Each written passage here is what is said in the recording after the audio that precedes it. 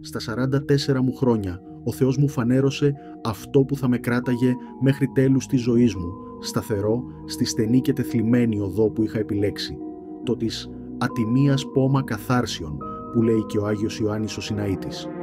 Από τότε μέχρι την τελευταία μου αναπνοή ούτε στιγμή δεν μ' άφησε η συκοφαντία, η προσβολή, η περιφρόνηση.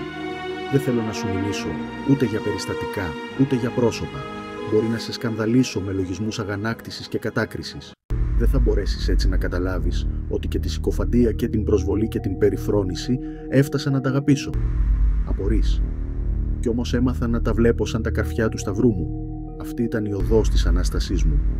Να είναι ευλογημένα. Με μάθαν να αγαπώ, απαλλαγμένος από την αγωνία να αρέσω, να γοητεύω, να τιμώμαι. Με μάθαν να στρέφω το βλέμμα στους ταπεινούς και καταφρονεμένους, στους απλούς, καθημερινούς και ανώνυμους ανθρώπους, στο χρυσάφι της γης.